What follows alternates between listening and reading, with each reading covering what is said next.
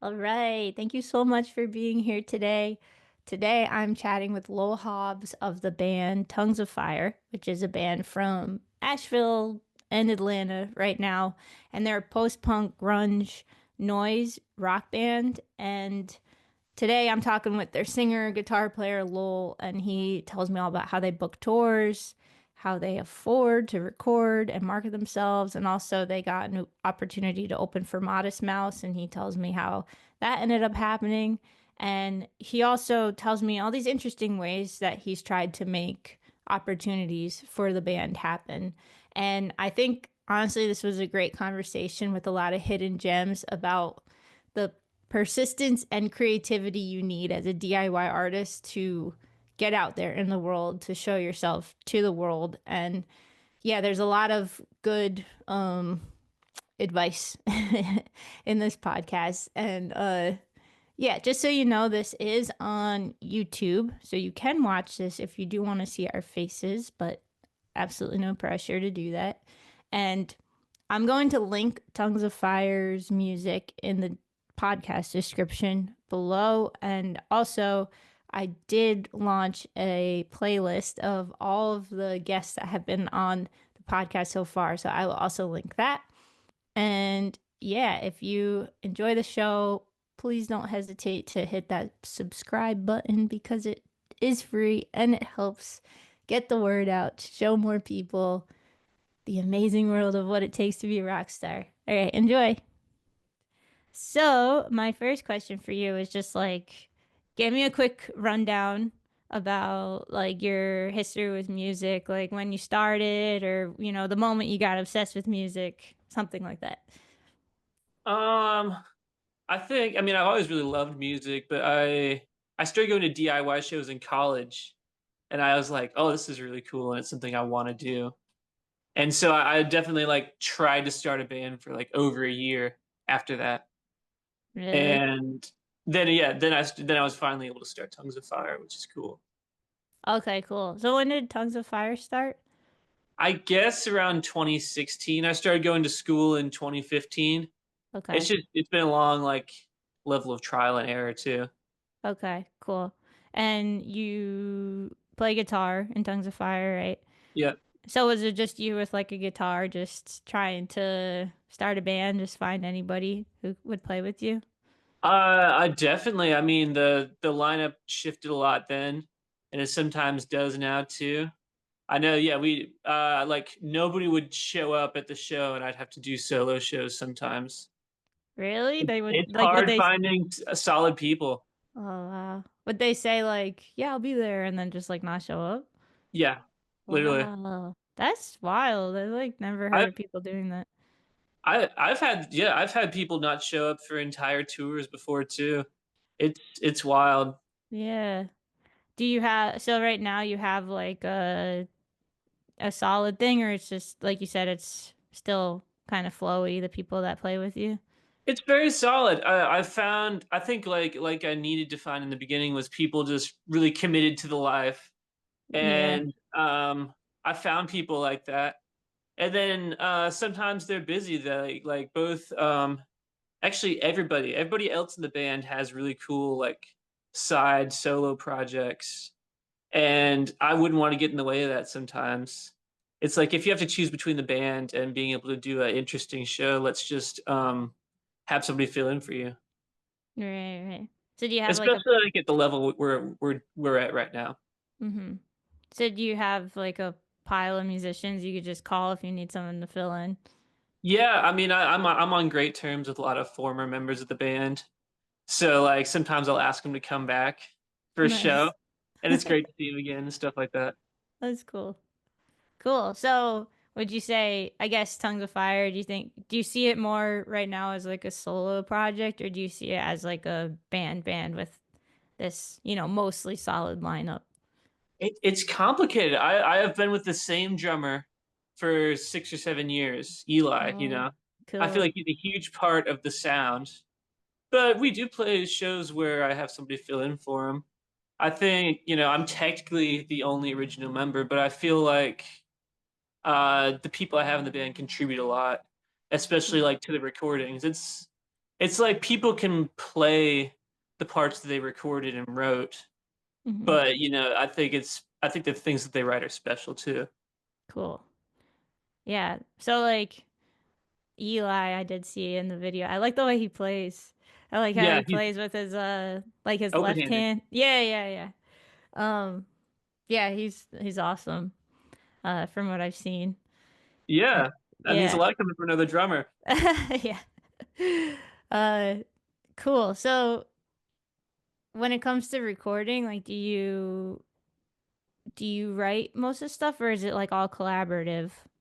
I write most of the stuff. I at least write the skeletons. Okay, cool. It's like I'll write the basis of the song and then let everybody add their own unique like spin to what I wrote. Cool. Especially Eli. There's a lot of times Eli will like completely disregard the basic little drone track I wrote and come up with something interesting That's and very cool. different that adds to the song. Cool. That's really cool. Um I bet, do you appreciate that or do sometimes are you like, man, I wish you just stuck with the idea?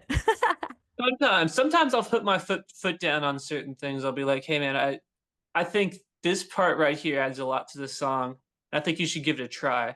Hmm. But I think there's a lot of trust and respect all around in the band, and I play with people I trust and respect their decisions with. So they mostly have free reign to do whatever they want with the songs. Yeah, I find that to be really important for band members to be able to do that because even though it might not be like such a laser sharp vision for, Yeah. what's happening, I feel like it's really important for people to feel like they added something to the band. Yeah, yeah. I don't want anybody in the band to feel like they're just like a hired gun temporary member or anything like that. Yeah, cool.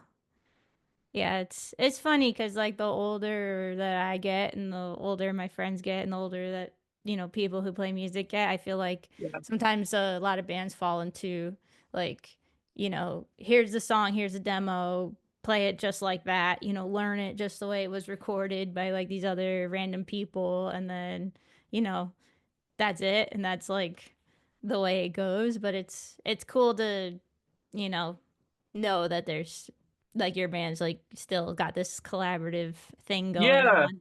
Yeah. No, it's definitely hard to kind of give up that trust, but I work with people I trust, so it's Yeah. something I've been able to do. It's definitely not. There's definitely been times earlier in the band that I've not had that trust yet. It's always been there with Eli, but it's nice just trusting everybody in the band at this point. I've seen them like I've been around them and I know that they're really good musicians and know what they're doing. So it's like I don't have to walk anybody through anything. I'm gonna let them make their own decisions and do what they want. Yeah. That's rad. I love that. Yeah. Yeah. Cool. So speaking of recording and like, this whole process, when I listen to your band, I'm like, dang, those are good recordings. Like, Thank you. yeah, where do you record? In a garage. Yeah, that's cool. Yeah. Our friend Dan, he has a very good garage. He would be a little bit upset if I called it a garage because it is a really nice studio built into a garage. Cool. And it's just enough for us. It's got isolation for the amps and a good drum room. So we can record everything live and it sounds good. And he is just like a good producer. And it's nice that we have something like that where we can get good recordings without like I don't know, sacrificing years of savings, you know? Yeah, yeah. That's amazing because for people who are listening who are like, what, a garage? Like, it's amazing what people can do with different spaces. Like, I can't believe that you have amp isolation in the garage. It's Yeah. pretty awesome. Because, uh, He's got a control room, a drum room, and two like little isolation booths all in one garage. one car And he's a garage or two car garage? I guess the two-car garage, yeah. Okay, nice. All right. That makes sense. That's pretty sick. And Because I don't. Oh, go ahead. no, you go ahead. I don't know. I used to definitely like think like if we got in the best studio we could, it would help us find success. Or if like we got a music video that looked really good, it would help us find success. And I've found that it's not about that at all. There's so many different aspects to making something work. It's like if we can put more money towards, PR and marketing because we get really good recordings without breaking the bank. I feel like that's way more important than recording at Abbey Road Studios. Yeah, I know. Even though like I bet a lot of musicians they don't want to hear that. And I've been Yeah. I have been poking around on freaking Instagram, the threads thing. I don't know if you've ever looked on there, but there's a lot of musicians talking about that stuff now where they're like, you guys need to like pay for marketing, like stop being an idiot, basically. And I Yeah. feel like every musician is like, you just it's really really really hard for musicians to like learn how to market themselves and like be okay with marketing themselves and like hmm I don't know, how did you come to that journey of, literally saying that sentence, because like not a lot of people would even say that, like you got to market yourself. I mean, years of failure. I know we've done entire like month-long tours that have just fell on their face. And Yeah. it's because I don't know. I was told for a long time, and I believed. I'm like, if what you make is good enough, if you work hard and you care enough about it, people will just flock to it, and that's not true. It's like you have to be able to market yourself. People you have to find something to that people can latch on to. I think too because it's not really. It's like I don't know if I was in the roofing industry and I was a really good roofer. It's like my peers could I don't know like lift me up. It would be like I could start roofing. I don't know, at a higher wage or something. But it's like the public has to decide this. And if you're not even reaching the public, there's just no chance of anything ever happening. Yeah. Yeah, yeah. And I feel like with music, it's like it's so saturated. It's really hard. Like there's it's not good enough. I talk to my friends about this a lot, and it's partly why I Yeah. started this podcast. But it's like it's very frustrating because it's not good enough just to be good. Like you have to have some weird edge, especially on the internet. Like there's this guy I saw recently who's like Bass Panda on TikTok, and it's like Uh-huh. he rips on bass, but if he wasn't wearing a panda head mask thing, it's like no one would give a crap, I which is know. just like absolutely infuriating. And now he's stuck just being like the panda forever, you know? And but yeah, like what do you do for marketing that's like something that could be in reach for maybe other like DIY musicians that are listening right now? I mean, I found stuff that's fun to do. I reached out to the puppet guy from Tim and Eric, David Yeah. Leva Hart, and I was like, "Would you be willing to do like a shout out video for the band? Would you listen to us? And if you liked it, like just like give us a shout out." And he's like, "Sure." And we did a video, and it's No on like way. our page. And it's like I don't know, it's fun to do, yeah, interesting things with this fact that you're a band. Especially being a band for a long time, it sometimes becomes a chore and gets like boring and old. But I'm like, oh my god, we're a band. There's so many fun things we can try out. Yeah. Like just doing that though, like reaching out to the puppet guy, I feel like that feels like a huge thing that like I feel like a lot of people would just be like he's never going to answer. He's never going to give a crap. Like Yeah, what I tracked down his manager through like a Tim and Eric subreddit. You got to find back doors sometimes. Oh my It's like gosh. if I just cold called his like Instagram, I'd probably get nothing.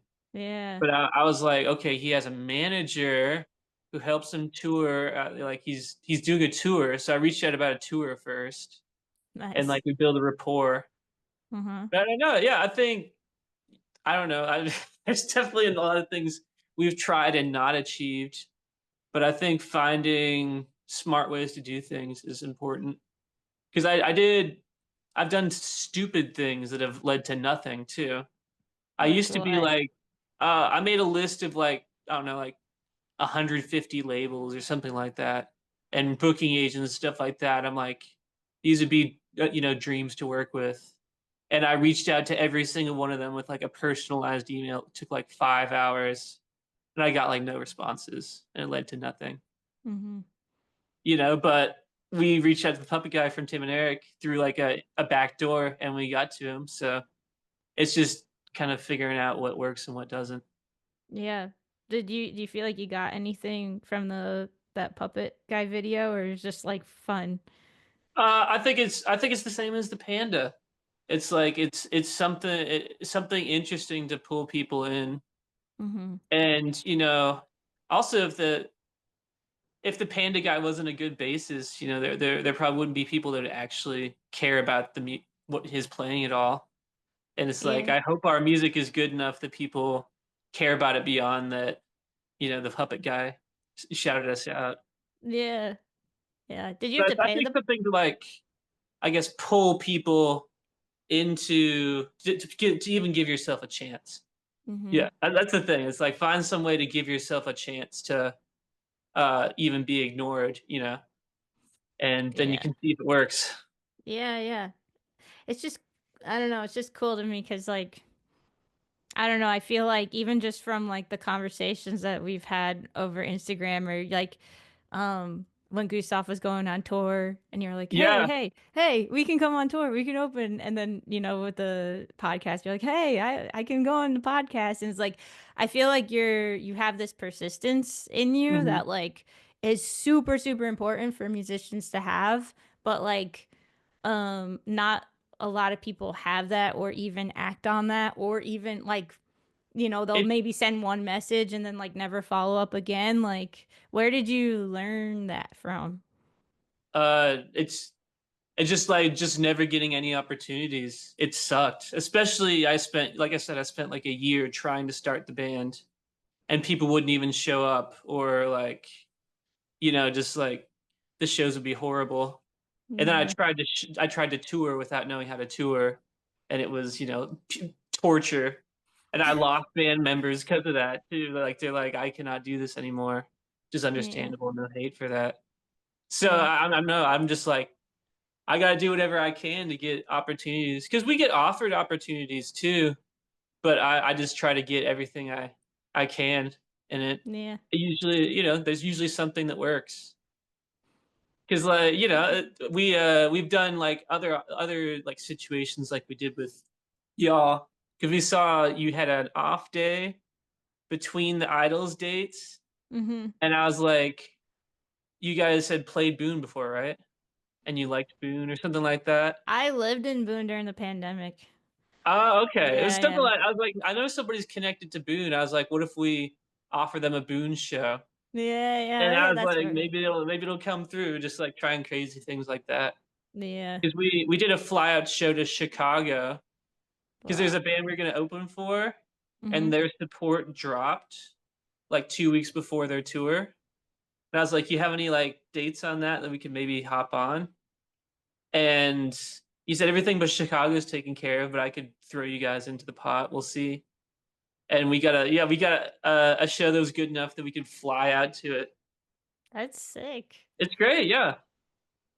Wow. I don't know. I feel like there's a lot of people that opportunities come easy for them, and we're just I don't know. I think we're good, but I guess we're just not one of those people that get a lot of opportunities that go their way all the time. So I just search for them too as hard as I can. Yeah. I get that too. Like it's all relative. Like because I feel like people they think that I am a person that gets opportunities or something, and I'm like I've Yeah, inserted myself into many a situation as well. Like even this summer, um, I played bass in Europe on a theater tour, and I was the one who was like, "Hey, hey, hey, hey, hey, I can yeah, go, I could go, I could go," and you know, it's yeah, that's a big part of doing music is like throwing yourself out there a lot. yeah. Yeah. I mean, one thing I just did too is I moved to Atlanta. I used to live in Asheville, Oh, and okay. I decided that there were more opportunities I could pursue in Atlanta, and it's been a good thing. So I think it's just kind of throwing yourself out there, like you said. Because I was kind of faltering. I was like, I don't want to seem like I don't know. You're somebody that people just throw opportunities at, and even like I don't know who has opportunities thrown at them necessarily. I think there's probably a lot of work that everybody puts in behind the scenes that nobody sees. It's hard to just be like you're somebody that's given opportunities all the time because Yeah. I don't know how everybody works. Well, that's partly why I started this podcast because I'm just genuinely curious about like how people make it happen, and I want like even just the general public or people who don't play music to understand like the behind the scenes that, you're sitting there making this huge list of 150 labels and agents and whatever, and like, you know, there's a lot of like weird behind the scenes connecting going on all the time, and yeah, it's not easy. And it's like a lot of it is like a personal work of just even feeling like you are good enough to even ask to have that opportunity, Yeah, Or it's like you, and I don't know, I feel like it goes in waves where, one month you're like, I could do that. Yeah. And then like the yeah, next month it's like, maybe you don't hit anyone up that month because you're like, oh, my music yeah. sucks, or like you're like sick of I, your songs or something. I feel that. No, I definitely feel the burnout. I have to work in bursts, and it's nice that I have that freedom, especially in my career too. I work live sound, Cool. and just being able to be on for be it like 4 hours or 18 hours straight, and then just be able to be off as long as I want until like I get my next freelance gig. That's great. That is how I operate. And yeah, I'll get in the zone and like send out a ton of emails, like start searching for things, and then sometimes I just can't and I won't. Yeah, yeah. Is that how you fund music, like with your live sound Yeah, income? Yeah, cool. the move to Atlanta has been great for that too. I just worked with the Atlanta Symphony Orchestra running Oh, sound for one of their events. congrats. Thank you. Yeah, I mean it's cool. It's definitely been cool being able to go from where I was when you guys were opening for Idols, because I was a stagehand. I was supposed to work that show. I Oh, was like, I okay. want to I want to take it off to go see them Nice. instead of working. And it was barely enough to survive in Asheville. And now I make enough to kind of be able to put a little bit of money into the band, and I don't know, be able to rent a minivan when we tour. That was the pinnacle. That was the most luxurious thing we've done so far.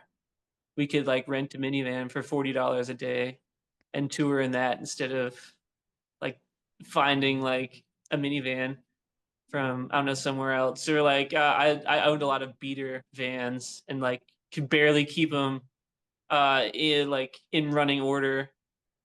Yeah. Yeah, yeah, I feel that. I have a beater, kind of. It's a Toyota, so it's gonna last forever. Oh But yeah, it'll never die. It'll be fine. it'll never die. And even when it's broken, it still drives somehow. Yeah, we had a Honda Odyssey that just Nice. it kept going. It started getting like 14 miles a gallon because some sensor broke, but it kept just going. It didn't break down mid tour. So Wow. those the Japanese cars definitely go hard. Yeah. So like when you tour, um, Mhm. since your band is kind of like this in between collaborative, but like you're the one writing a bunch of emails. Do Yeah. you all get paid when you go on tour? Or is it just like everyone takes off of work when they go on tour? Or does all the money just go into renting the sick minivan? Or like how do your tours look? Because you do Uh, mostly DIY tours now, or yeah, yeah. we still haven't been able to get an opening tour yet. Well, like a proper opening tour. But all the profits are spread equally between the band. Oh, cool. So I'll just take out, the cost of gas or the cost of renting a van. So gas plus van plus the cost to like print the individual merch we sell. Mm-hmm. Like if we sell a hoodie for 45, I'll take out the 20 that we that I put into making the hoodie. And then was it 25? Yeah, the Mm-hmm. 25 goes to the band equally. Nice. Um, so you usually come home with a little money? Yeah, I mean, I think we were making like 60, 75 a day per person on this last tour, That's which isn't too amazing. bad. I mean, Yeah. if I went on tour for like a month straight, I could probably pay my rent with that Dang. much. Yeah. How many people are coming out to your shows generally? I mean, it's the last tour we did was with Destructo Disc, and they're a great band that's definitely helped has a draw on their own. But we were averaging like 75 a night, which was Cool. it felt really good. You know, just like we had a couple of like bigger shows that had more people, and then like our worst show had like 40 people. But Mm-hmm. it was like usually like 75, which feels amazing in DIY venues. Yeah. Per person? 75 per person? No, no, altogether. Oh, all together. Okay. We were doing tiny DIY shows. We played a hot dogs place in Cleveland. Nice. I know I think we were almost on a bill together in upstate New York. I remember it was like Desperate Annie's. They had like some kind of Monday thing, and I Cool. feel like we were trying to get on something that you were on. But yeah, it's just like that kind of level. Okay, cool. Yeah. So, okay, so your band was making 75 bucks like profits a day, you're saying? Per person per day. Oh, per person per day. That's Yeah. amazing. Yeah. Yeah. What I would say if I was my mother Hmm. who loves to give me business advice would be like, you got to put some of that aside to print the next batch of merch. Yeah. Yeah. I That's mean, right now, I think especially since I am the main person in the band. I just use my personal money to to front it. front everything, and Very cool. and then I just try to make it up eventually when everything's sell. Yeah. That's I think, cool. yeah. I mean, I kind of yeah. I lump a lot of it in with my like live sound expenditures too. Yeah. It's Yeah, yeah, all kind that's of the cool. same thing. Where did you learn to do live sound? I went to UNC Asheville for music technology, Sweet. and it was mostly centered around recording. And I found out that recording didn't really suit how I did things. Mm-hmm. Like going back to like I don't know, like spurts of energy fit me best is like working for like 3 months straight on an album would be a lot for me. And Yeah. especially like I don't know, like working with music I didn't necessarily like that much felt Mm-hmm. really like tedious. It's Yeah. like if there's a band I don't like and I'm doing live sound for them, I can do sound for them for 3 hours and I'm done with them forever. I will never have to deal Never with them again. again. Yeah, Yeah. but if you're dealing with like you know like a studio project with music you don't like or people you don't get along with, it would suck to have to deal with them for months and months and months. Yeah. That's fair. I've never done that, but yeah, I had another friend telling me the same thing the other day, who was like, "Yeah, Really? if you don't like the, yeah, I never really thought of it from the like studio engineer's perspective. If they don't like your music, then they're just kind of stuck with you for a Yeah, I while." mean, it's interesting being on the other side too and being a sound guy and you dealing with like you know sound guys as a band and bands as a sound guy. Yeah, do you feel like that's probably got to be a good thing though, like for you to have both perspectives? Do you think that helps you like get along with the, random cranky sound person? Yeah, because I know how frustrating it is and how much work you have to put into it. Yeah. At least to do it right. I mean, it's like the venue staff are there hours and hours before you're there and hours after you leave. Yeah. They are not very like happy if you're late. So just don't ever be late. Because it's like you're wasting their time and they spent so much time before you got here waiting Yeah. for you.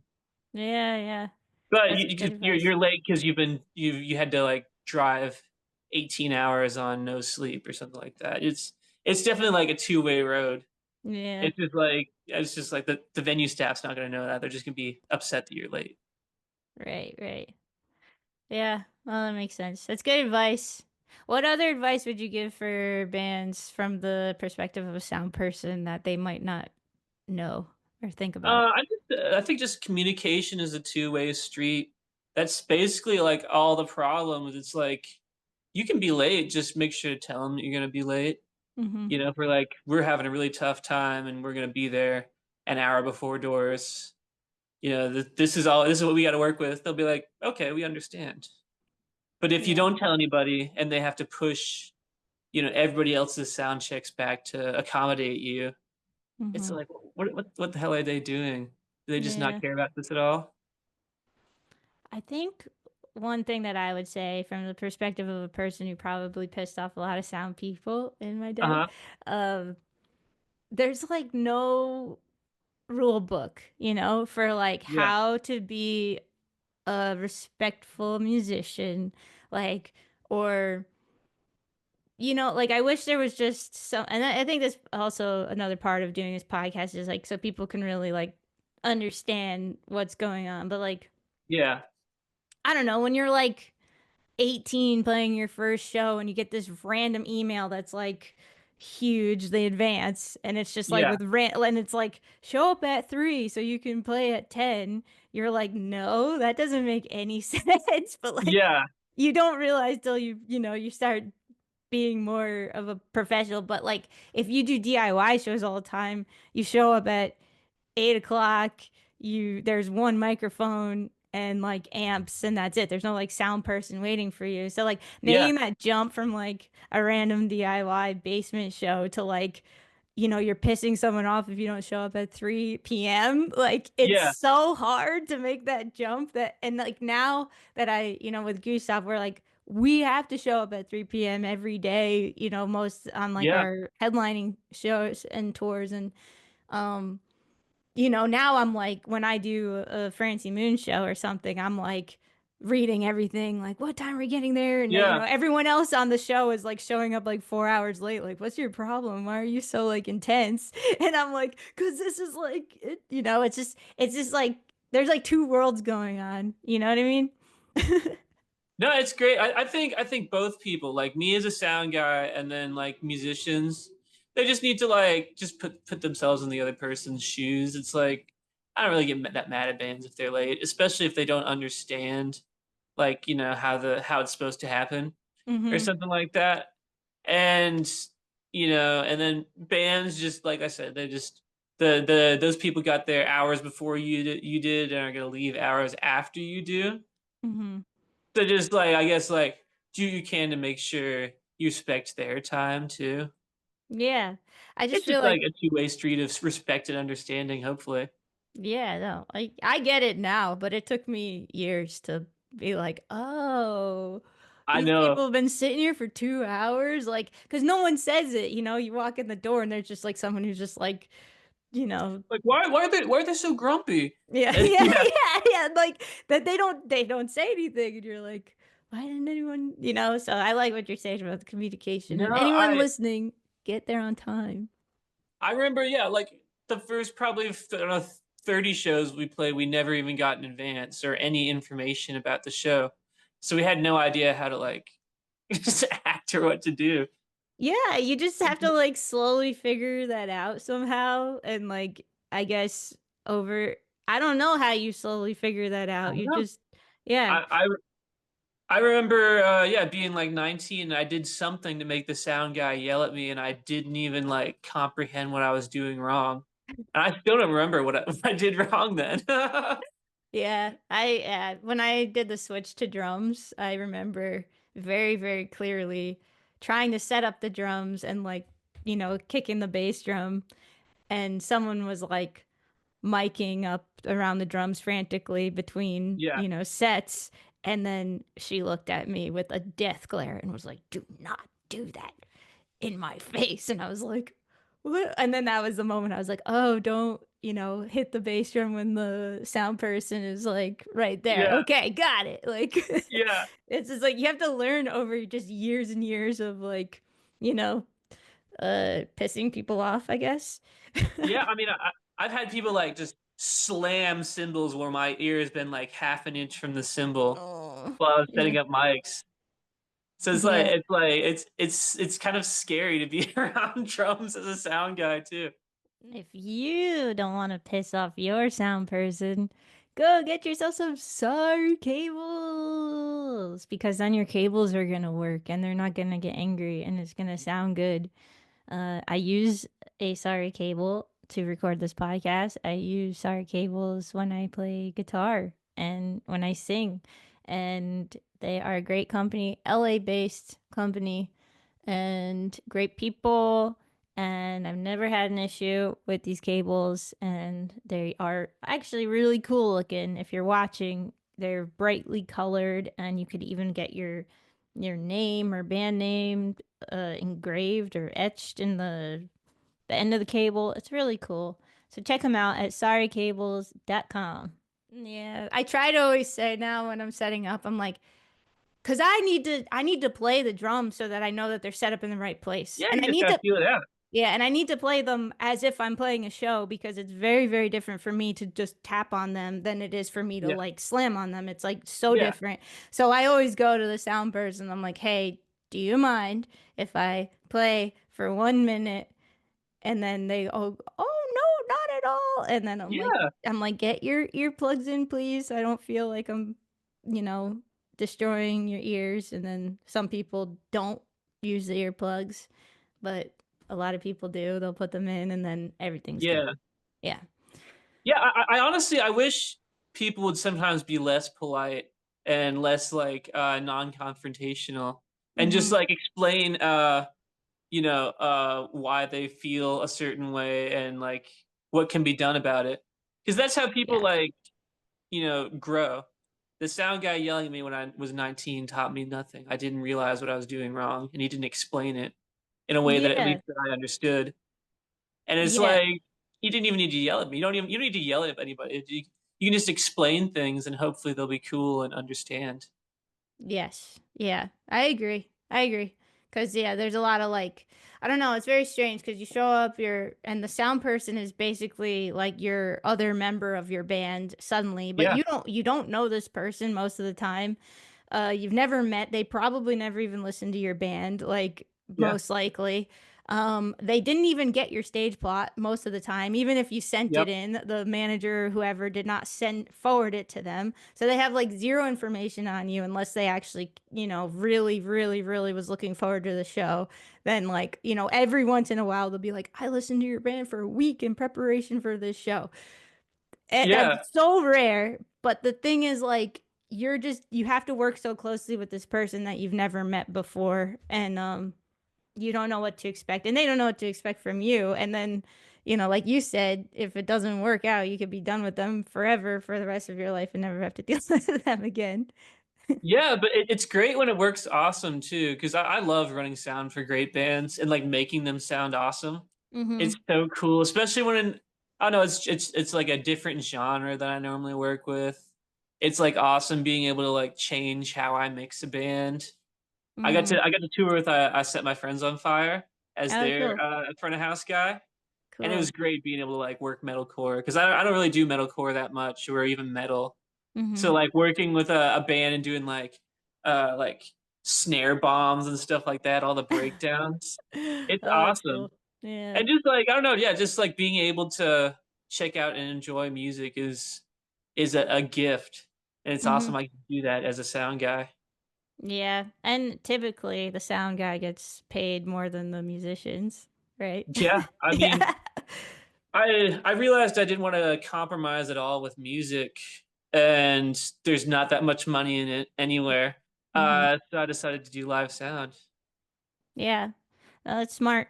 That's smart. I've definitely thought of that, but I live way too far away from venues and stuff. But I've considered the live sound path because it is cool. You can continue going on tour, and I even have a friend who is in the opening band, and then like Jeremy from Pure Adult, he'll like open in Pure Adult, and I know he did a tour where then he did sound for Gilla Band, front of That's house, and like awesome. literally Yeah, paid for his opening tour with the sound money. So, yeah. I think yeah, Greg from Stuck does sound too, and cool. he did sound when they opened for Proto Martyr. Oh, cool. Yeah, I mean, it's cool. It's a great thing it's actually like a good thing to make money in music with. And Yeah. but I want to talk to you a little bit more about booking because on your website it said Uh-huh. booking and it had a different email address. Do you have a booker? Uh, yeah. Yeah. What's the deal? Who's your booker? Yeah, I mean we sometimes work with yeah, a booking agent. We're doing a lot of our own stuff right now. Okay. I've just it's been a couple years now and we've yeah, just kept trying for opening slots and we'll see if that comes together. Does the 'Cause, booker like submit for you for those or you're just sending out emails like crazy? yeah, I think he's submitted for us. Nice. We've asked, definitely. Yeah. I saw you open for Modest Mouse. Yes. Yeah, how did that happen? Uh, it was it was partially through the Orange Peel. I Oh, worked cool. there, and the the some of the people there were aware of my band and liked the band, and so Modest Mouse asked for a local opener, and they submitted us, and we got it. It's been Ah, that's crazy. awesome. That's so Yeah, cool. Yeah. What was that like for you? Like, walk me through like the experience of playing that opening show. I mean, we've there's definitely been brushes like this before, and they've fallen through. So when somebody was like, can we submit you to open for Modest Mouse? I was like, I'm not gonna get excited about this. I'm like, of course, but I'm like, if this doesn't happen, it'll be crushing, So I Mm-hmm. can't get my hopes up. And Mm-hmm. they're like, it's looking good, and I was like, okay. I was like, can't get my hopes up still. Yeah. I'm driving the van to like get to the beginning of the tour, and they're like, okay, you got it, and I had to pull over. Oh, Yeah, I was like, whoa. I'm going to wreck the van if I keep trying to drive. So I had to Wow. pull over on the side of the road and process it, Wow. and it was sold out, which is crazy. Oh, that's cool. Yeah, so that means that I mean, of course, it would mean that no matter what, but it's like not a single person bought a ticket to see us, you know, or knew about us, I guess. So Mhm. we were definitely playing in front of a cold crowd, but it was a cold crowd of like 4,500 people. That helps. I know it's Yeah. odd. It's like, yeah, the cold crowd feeling, but then there's always someone out there who likes what you're doing. Yeah, no, I mean the reception was really good. Okay, good. I was surprised because I'm not a negative person, but I'm like, okay, be prepared for the worst. Be Mm-hmm. like, they might you were a punk band, and this is the band that's known for Float On. I'm like, Yeah. the Float On fans are not gonna like you. I'm like, Mm-hmm. I gotta be ready for that. Mm-hmm. But I don't know, a lot of people seem to like us, and the band liked us, which was crazy. Oh, that's awesome. I don't know, Oh yeah, like man. a band you've been listening to for years. It's really cool to be like able to talk to them and like work with them, be on the same stage as them. It's Yeah. crazy. What did the stage feel like? Was it like big? The pictures looked like it was big. Like, did it feel big? It didn't feel that big It didn't because feel big. they didn't give us much of a footprint, which I don't care about. We play no stages a decent amount of times, Right, but they're right, like, okay, so you are sitting right up in like the 6 feet right here yeah. that is open, and so we played a little line, and it was awesome. Nice. I mean, I don't know, it felt so good. Yeah. It it's definitely it was daunting. I was like, are we gonna sound good on a big stage? I was like, we've never played a outdoor arena situation. Uh, Like our I don't I was like, is our music good enough to sound good in a big room? Does it only sound good distorted and right. cramped like that? Yeah. Is this just meant for the two-car garage? Yeah, yeah. Yeah, yeah. Is this music that we like the garage is our cap? Yeah. Are we a band that's only gonna like sound good in the garage, but it sounded good, which is cool. It sounds like it went really well. That's awesome. Yeah. I don't know. It was surreal. It is definitely not anything we've ever experienced before. Yeah. 'Cause When your band's excited, do you guys play faster? yeah, we played pretty fast. I think I timed out the set. They gave us like 25 minutes, and I think we played like 22 minutes Oh, because we went wow. so fast. We went under. Wow. Yeah, you shaved off a whole song's worth. Wow. Yeah. That's good Yeah, though. They say that like for those of you listening, like when you do an opening set, like it's a big no-no to go over. It's better to end early, you know? yeah. I mean, yeah. No, I wouldn't dare make anybody at the venue I work at mad and seem like I don't know what Yeah. I'm doing. Yeah. That's really cool. I hope you get more of those and I'm glad it went really well.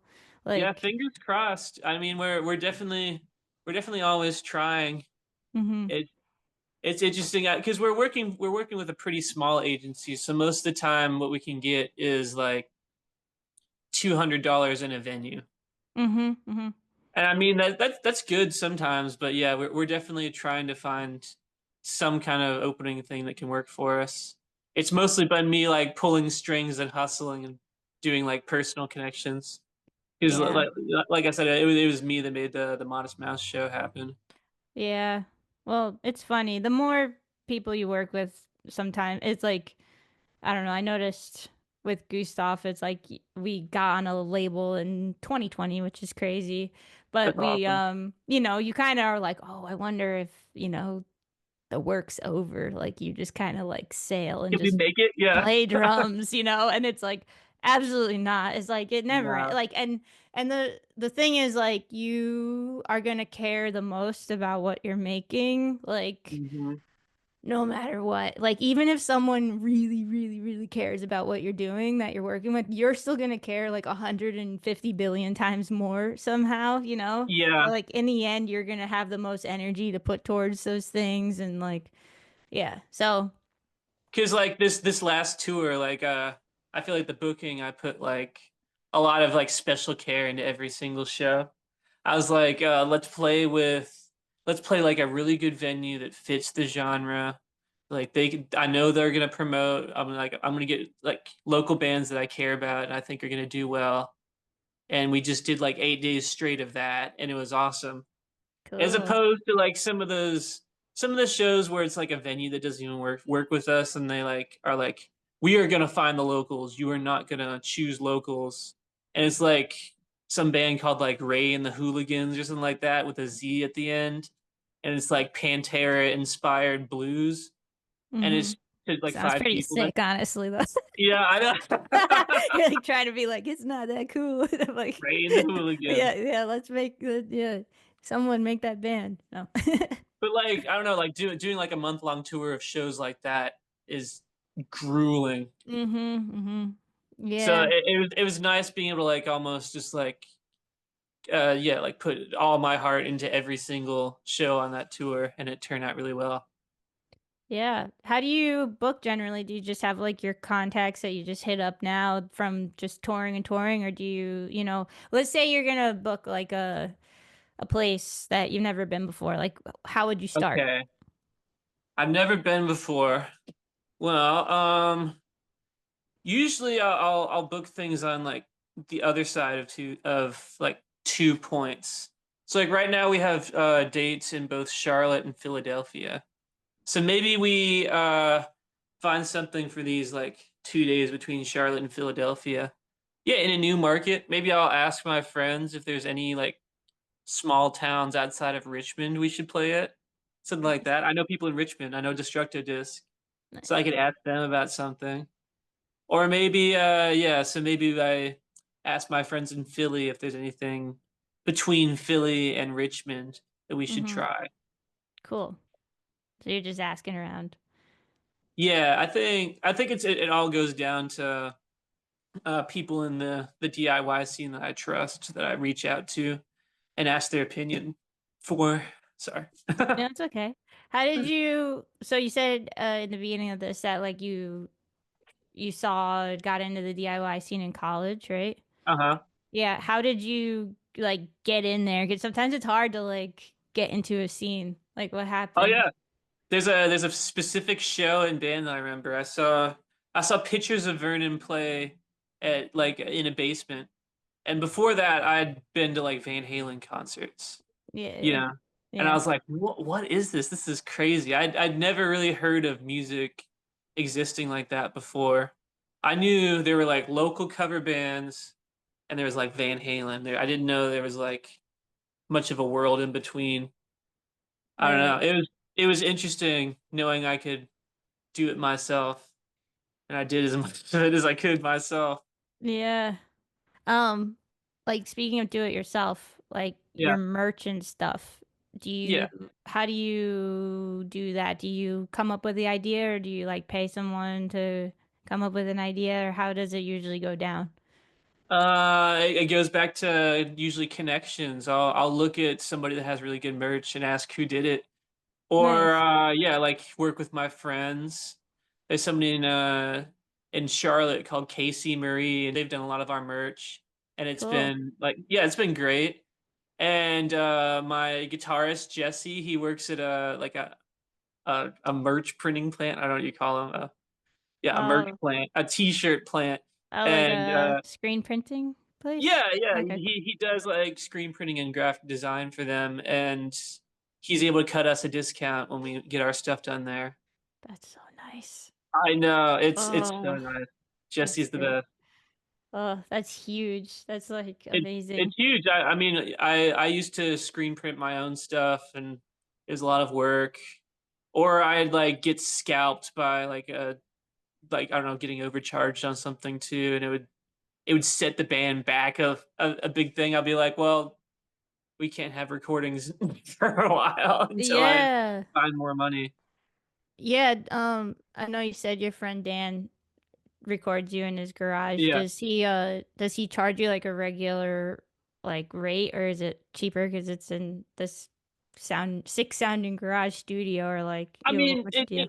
yeah, he's like a professional engineer. He has bands in there, but I think he gives us a homie discount too sometimes. That's And cool. he likes the music and understands what we're going through too. Like he's about to mix some singles for us right now, Mm-hmm. and he's like, I know you might not have the money by the end of the month, but that's okay. We'll figure it out.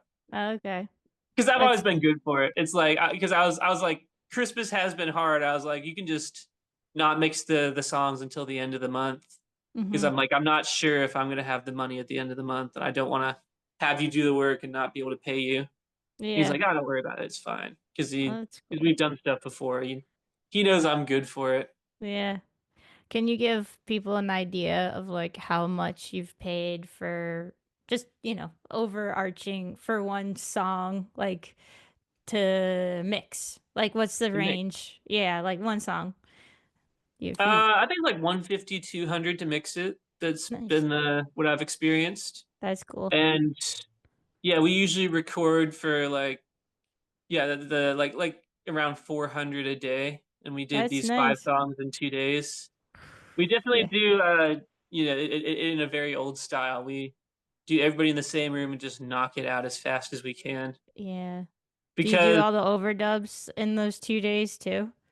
yeah, so we got like all the basics done in a day, and I spent another day doing vocals and overdubs Wow. Yeah. For 5 songs, you said? for 5 songs. Yeah. Yeah, that's like yeah, that's the way if you're like on a budget, you gotta just do it I like mean, yeah. I don't know. It's like I could put every single dime I own into getting like maybe like I don't know like 2 weeks or something like that. But I don't know. It's going back that even if something's good, it's really hard to get it out there. So Yeah. I'd rather put money into making sure our roughly recorded 5 songs that I think still sound really good out there versus having like I don't know, like 4 or 3 like super high end songs Mm-hmm. that like I can only put them on Bandcamp and nothing else with the money I've got left. Yeah. But like I said, like the songs that you made, like they sound just as good as anything else. Like they sound amazing. And that's Thank like the you. first thing I noticed. I was like, wow, they're like super pro and like, yeah, they sound great. So like you got a good Yeah. thing going on. And it really helps to have someone like that's kind of like my dream is like to just have that one person that like knows what you're going for, is like gets it exactly kind of like the mix Mhm. you're looking for, and just have that kind of streamlined process, you know? Sounds great. Yeah, I mean, yeah, we got it down to science, really. I'm like, okay, all right, Dan, let's do this. Let's get this knocked out in 2 days, and Yeah. we did. Yeah. Yeah, that's really, really cool. Because Um, I think it's also nice just being. I feel like we're a pretty good live band, and so we pretty much captured our live sound. mhm. And I'm like, that's it. That's all we need. Yeah, sometimes there's more magic in the live stuff anyway, like because you're all just Yeah. actually listening to each other and playing with each other.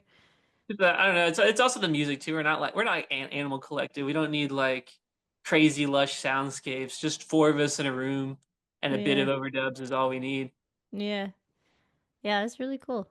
which makes That's it nice. Yeah, I think there's even bands that can sound great recording at home on a laptop. I think just whatever works and sounds good, you should do. yeah. When again, just like one last question about like the marketing stuff. Have you Yeah. tried to do, ads? Like I've had friends who had really good luck with like Google ads or like Instagram ads. Have you put your money into anything like that? Have you tried that? Yeah, we did an ad campaign for this tour too. Cool. I put some money into doing like a cold advertisement. So I had some like good live footage of us over a song, and I had that in all the cities we were gonna play at. And then from the people that like liked that and started following us, we advertised the show like the week before the show, and we were able to like Nice. I guess get those warm markets or whatever it's called. Cool. Did you figure And that out yourself or did someone help you? Sorry to cut you off. there's a guy called David. He's in a band called Tunic, and he works for an agency that runs like ad campaigns for bands, and we've worked with Ah, him on that. cool. Awesome. Yeah, it was really cool seeing like some definite like turnover from that too. Like people would come up to us at the show and be like, "We found you from Instagram. Like, I Ah, sent you a DM. You remember us?" And I was like, "Oh yeah, you're that person that like responded after seeing a video of us live. Like, thank you so much. That means a lot that you came to this." yeah. I think that's really cool because like one thing I do really want other musicians listening to understand is that like you're essentially running a small business and like you were Yeah, saying if you were a roofer, you need to like market that. And I think it takes some people a long time, me included, to like get over the like I'm just an artist, I'm no good at business, stuff or marketing. And yeah, like I think like you said, like you hit up the puppet person and like um I'm finally finding a way this year to actually make that fun for me too. And I yeah. think there is a way you can use your artistic self to also be getting yourself out there in a different kind of way that is just like that still feeds that creative part of you, you know? Yeah, I really, really like want to be myself. I don't want to make cringy ass TikToks or anything like that. It's like I really hope there's a way to be seen in a way that's like authentic to who I am as an artist and who we are as a band. And I think we've seen a little bit of success with it too. Yeah. Yeah, because like the last thing you want to do is like, you know, I don't know, say the bass panda guy, maybe he hates it that has to be stuck in this bass panda thing. Maybe he loves it. Yeah. I don't know, but like, you don't want to be stuck in something that like now you have to be that thing for forever because, you put on a Yeah. panda hat one day. I mean, I got an offer to run sound for a wedding band. It would be like $600 a night, which is a lot of money. But Hmm. they're like, you need to be married to this band. We do like 100 shows a year, and you need to be at Wow. every single one of them. and that would Oh, have killed my touring career.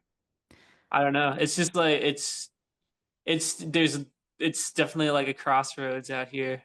yeah. There might be someone out there who's like, would be like, just do it for a year and just pocket all that money, and like, which kind of leads me to my last little bit of this. So, like, question is, like, things like that, like saying no to those things. Musicians do that quite a bit, or like, we can't have a regular career or Yeah, a regular job. It's always some flexible gig thing going on. Like, yeah, um, that would be like a huge chunk of change for you if you did 100, what's that, $60,000 or something, 600 times yeah. 100, right?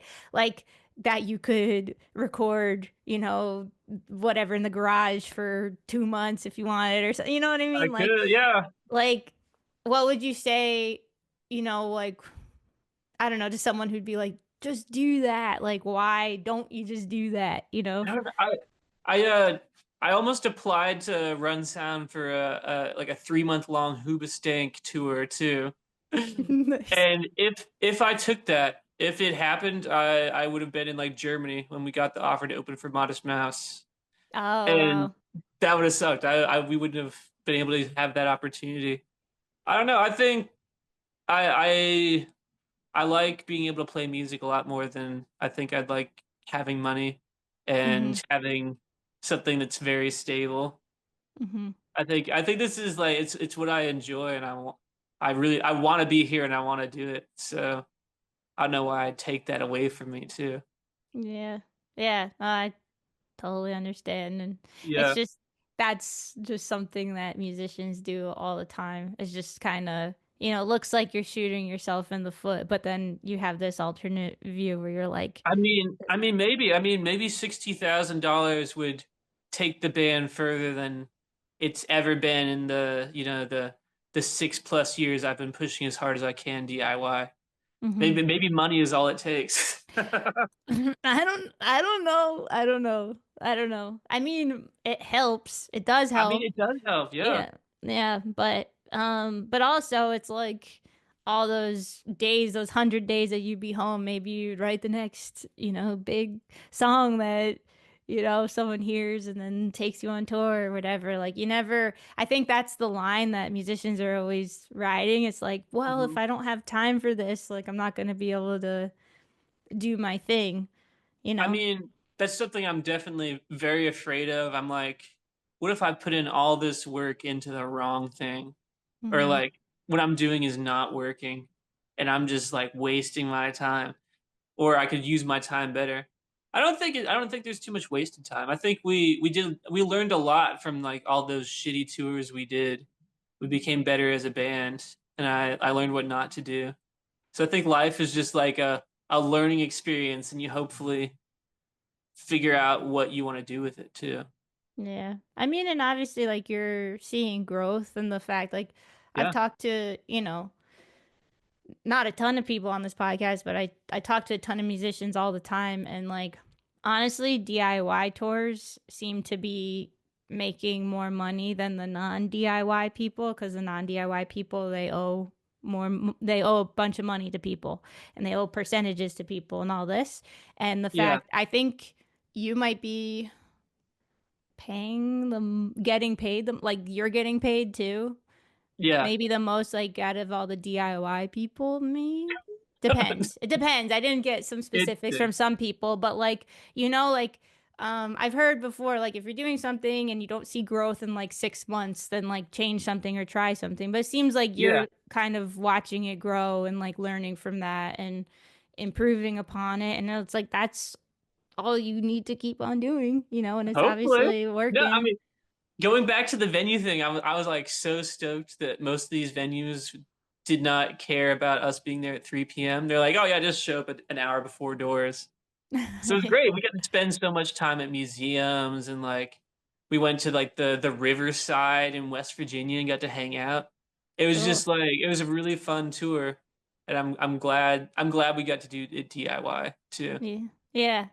Yeah. It's like, honestly, I know there's a lot of bands that just, they're like, I don't want to do DIY anymore, but like, I hope this podcast gives people the perspective of like, I don't know, sometimes DIY is pretty freaking sweet and like you might be doing better than the bands that aren't DIY and you might not even realize it.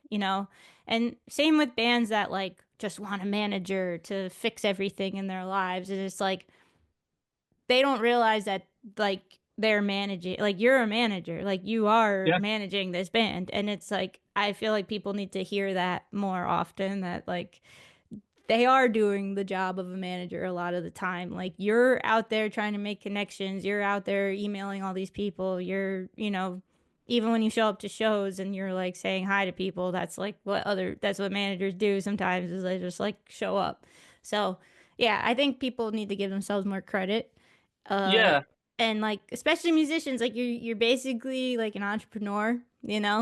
And Yeah. yeah, you just it's like I never connected that to myself until this year. I was like, oh, I'm an entrepreneur, and I've been literally doing music We're since small I was business like six. owners. Yeah, we are. And it's like, you got to think of it in that way, and it doesn't have to take away from the fact that you're a sick musician who writes songs and you have creative brain. No, I love. I kind of. I. It gets old sometimes. I definitely get like tired of having to do all these things a bit, but it's also really cool to be able to be like kind of a multimedia project. Yeah. I'm really happy with the new merch we have, and like I love some of like the photographs that the photographers I'm friends with have taken of us. I'm like, it's so cool to be able to combine all these things into a band. Yeah. And it takes like vision to do that. And like, yeah, it's a huge effort. And Yeah. yeah, when you look back, you're like, whoa, how did all that happen? But yeah, over time, you're just building something. And yeah. So, all right. Thank you so much for tuning in to another week of What It Takes to Be a Rock Star.